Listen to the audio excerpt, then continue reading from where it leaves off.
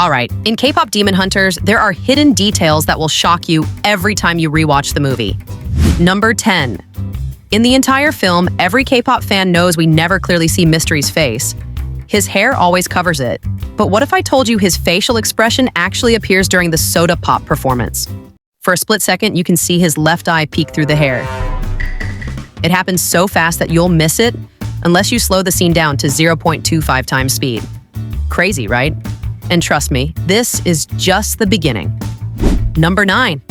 During the Soda Pop performance, there's a blink and you miss it detail that's actually hilarious. While Jinwoo and the Saja boys are dancing on stage, their legs suddenly bend in a weird way, almost forming a crescent moon shape. It's so unnatural that even Michael Jackson would be like, nah, that's not human.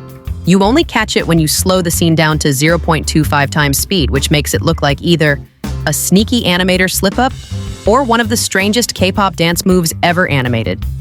Either way, once you see it, you can't unsee it. Number 8.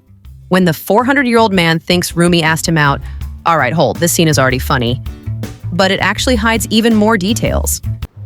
Here, free one. Go find yourself a better boy. This one's hopeless. Now forget the date part. Focus on the moment Rumi lands in front of him. He gets scared and jumps like a tiny cat when you step on its tail. But slow it down to 0.25 times speed and look at his face closely. For a split second, his expression turns super cartoonish, almost like a reaction straight out of a Looney Tunes episode. It's quick, and it makes this scene way funnier than you remember. Although, you could have picked somewhere nicer for a date. Date? No, ew! Oh, you're so old. All right, let's move on. Number 7, let's rewind back to the Soda Pop performance. The animators clearly hid a lot of details in this scene on purpose. When the Saja boys slide forward to give gifts to the kids, there's a split-second moment where Romance accidentally touches Abby's waist.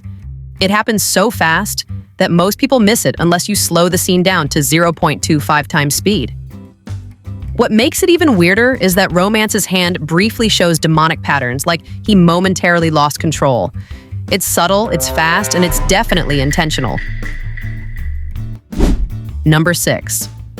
One of the first scenes in the film shows the Huntrix girls on the plane, heading to perform.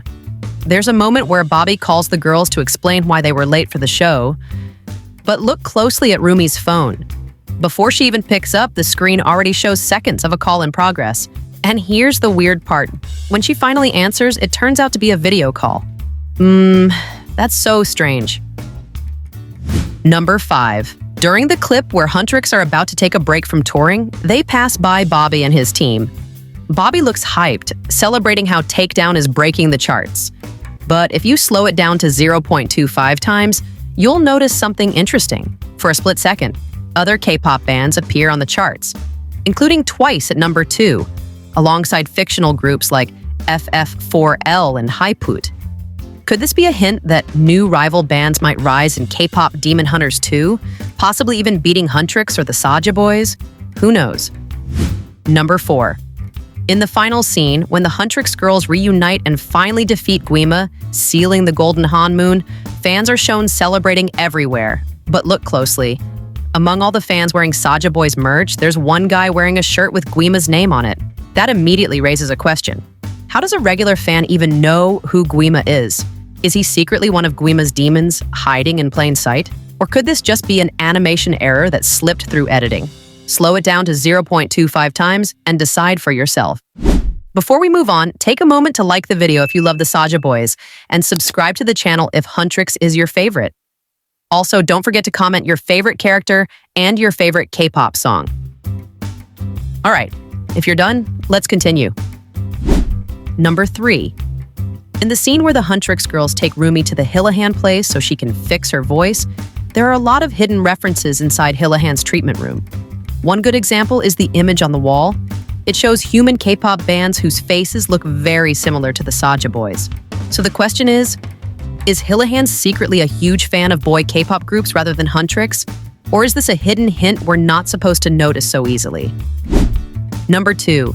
When the Huntrix girls are getting ready to perform Golden Song at the Your Idol Awards, there's a quick background detail most fans miss. As Bobby steps out of the resting room, you can spot images of real Korean girls bands, including Twice and Meow in the background.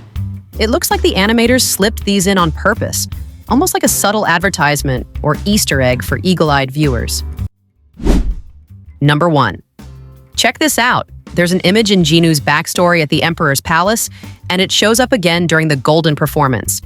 It's called Irworobongdo, which means Painting of the Sun, Moon, and Five Peaks, a famous Korean folding screen from the Joseon dynasty.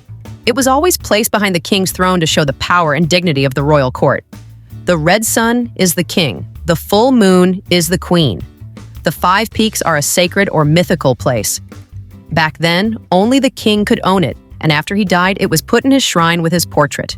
The animators cleverly put it in both Jinu's palace scene and the Golden Performance as a hidden nod to Korean history.